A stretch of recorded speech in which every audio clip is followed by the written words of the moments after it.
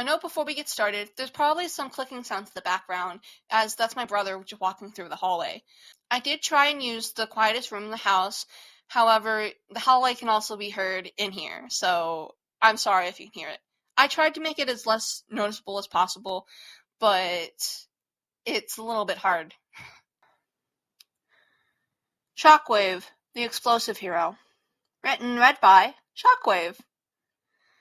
Summary. Katsuki Bakugo was nervous. It would make sense for the situation for any reason. It was the first day of high school after all, but it was extra nerve-wracking for one simple reason.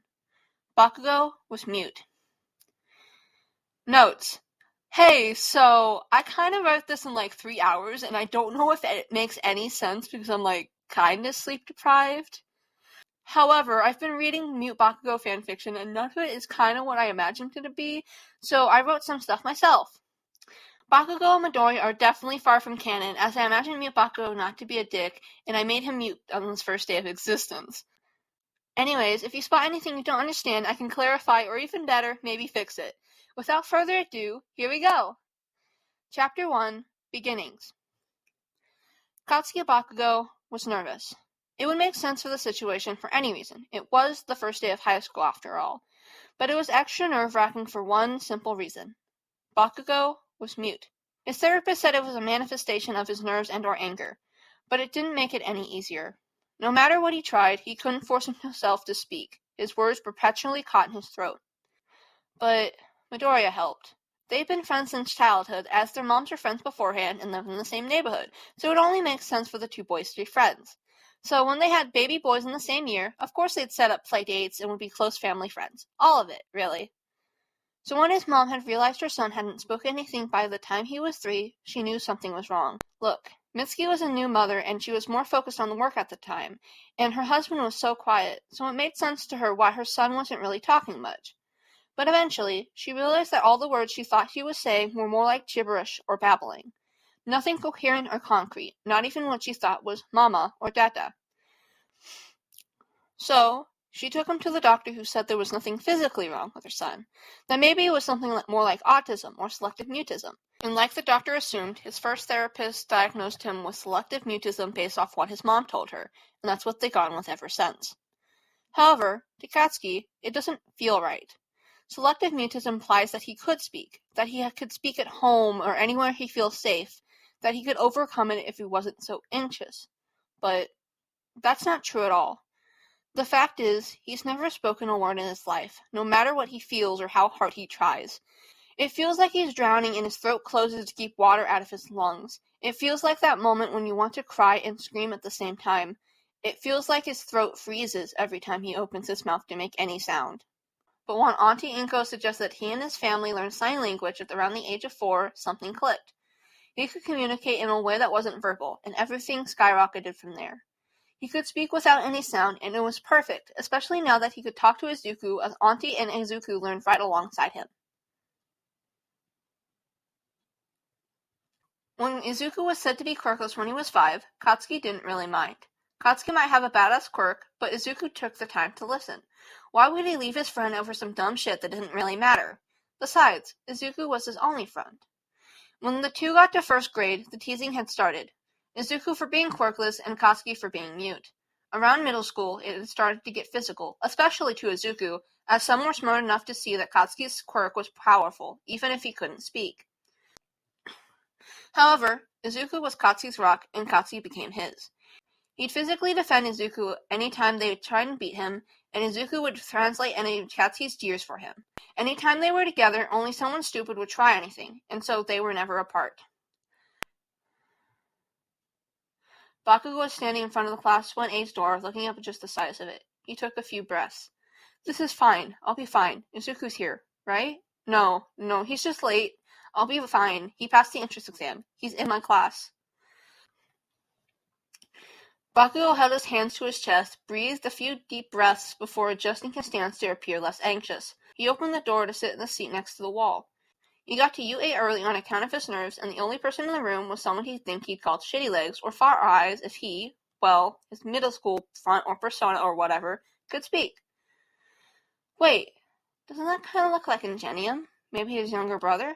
Huh. He'd probably ask Izuku that later. Regardless, he places his back on the chair of the seat next to him, and he sits down in one he wants to be his seat. On instinct, he puts his legs on the desk, something he regularly do in middle school to take up more space and focus people's attention on him and not Izuku. To make it known that he was the focus, not his quirkless best friend. He's not quirkless, not anymore. Suddenly, he heard the sound of yelling, and it wouldn't have made him jump if he hadn't had an experience like this before. "Take your feet off that desk right now!" Mini-Ingenium yells, and Katsuki instinctively scowls at him. "It's the first day, and you're already disrespecting this academy by scuffing up school property, you cretin." Katsuki might look like he's scowling and brooding at the man in front of him, but internally, all he's trying to do is make a tss sound. His mouth feels like it's stuck in place, frozen. However, he finally gets it to move, making a very soft sound and taking his legs off his desk. He was celebrating in his head when Mini-Ingenium spoke again after sighing slightly as a couple of students walked in. "Let's start over," Mini-Ingenium began. "I'm Tenya Ida from Somei Private Academy." "Somei, huh? You must think you're better than me," is what he would say if his persona could speak. Instead, Katsuki gave an uninterested thumbs up and rested his elbows on the desk to prop up his head with his palm. "Kachan!" Izuku yelled, gently jogging up to him and noticing Ida's disapproval. "Hey, sorry. Ida, right? Is that what you said? Sorry about him. He's a bit gruff sometimes." Izuku looked sheepish as he apologized for Katsuki. "Huh? It's him." Junya speaks, surprised. Izuku tenses ever so slightly that you would have to be actively looking for it to notice. Hi!" Izuku could sense Ida was about to reintroduce himself, so he simply cuts him off. Yeah, I know. My name is Izuku Midoriya. It's super nice to meet you." "Midoriya," Ida began, looking both serious and sheepish. "You realized there was more to the practical exam, didn't you?" Katsuki was trying to pay attention to Ida and Izuku speak. He was, but he couldn't help but think of the entrance exam. Izuku had suddenly developed a quirk that day. A quirk that he somehow had, that he was somehow a late bloomer, despite the doctors not being able to explain it. And it sucked. Not that Katsuki was unhappy for Izuku, it's just that their main form of friendship was protecting each other. Being there and speaking and fighting for another. If Izuku had no reason to be protected, would he even want to be friends with a mute loser? What pulled Katsuki out of his thoughts was Izuku tapping on his shoulder, looking a bit sheepish. "Kachan?" Izuku looked at him dead on and tilted his head slightly, indicating that he's paying attention. "You good? You look like you were staring into space a little." Izuku grabs Katsuki's bag from his chair and hands it to him, letting Katsuki sling it over his own chair. It was a routine they did every time one of them left without the other, so that it was harder to say that the bullies didn't know what seat was already taken, so they couldn't make it easier to effectively bully either of them. A girl with short brown hair walked in, and her eyes lit up slightly as she took a look around the class. "Hey, I recognize that messed up hair! Falling Boy!" "Pink cheeks."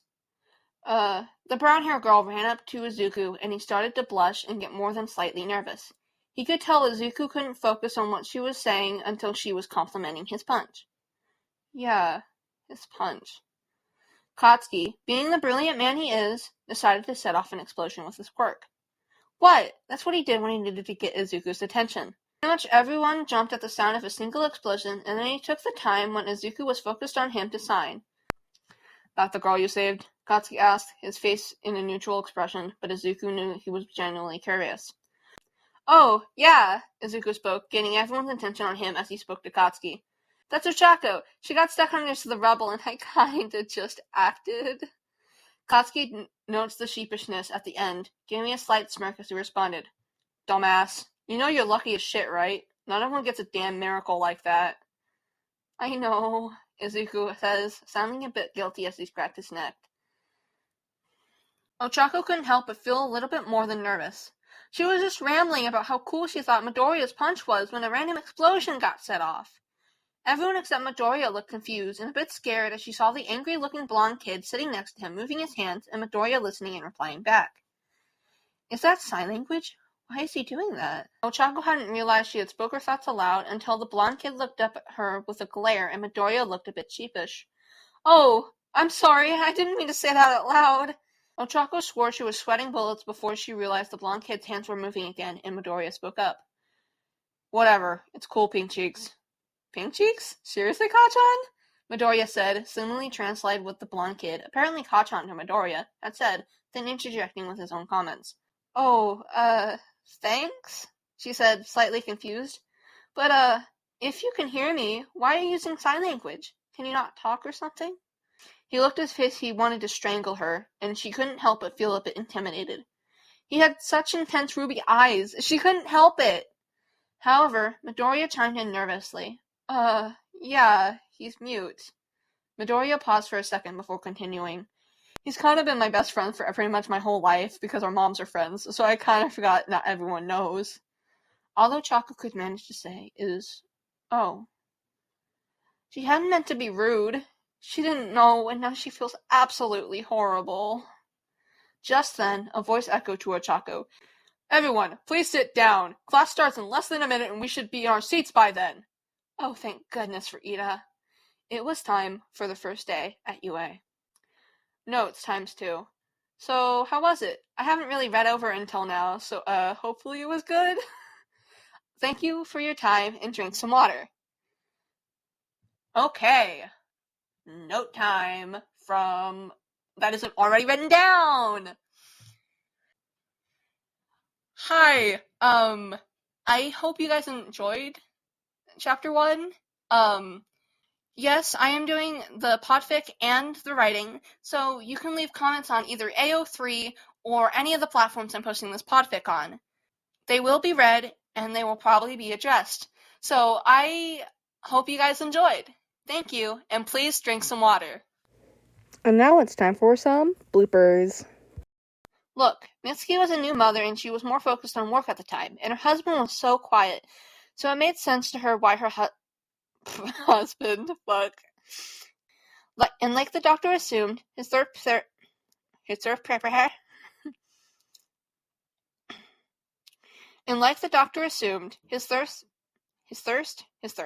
yeah, he's thirsty, guys. The 3-year-old's thirsty. And like the doctor assumed, his thirst... Oh my god, I keep wanting to say thirst. And like the doctor assumed, his first therapist diagnosed him to cry and scream at the same time. It feels like his throat freezes every time he opens his mouth to say Baku held his chest... Oh my god. His chest to his hands? Okay. Bakugo held his hands to his chest before he got to UA early. Oh my god, that voice hack. His mouth feels like it's stuck in place, frozen. However, he finally gets it to move, making a very soft sound, and takes his desk. I don't think he can take his desk and move it off his legs. That's not...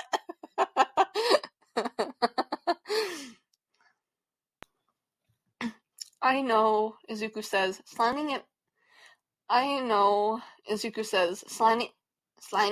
What the fuck is a sliding? Ochako couldn't help but feel a little bit more than confused. She was just rambling about how cool she thought Midoriya's punch off? What the fuck?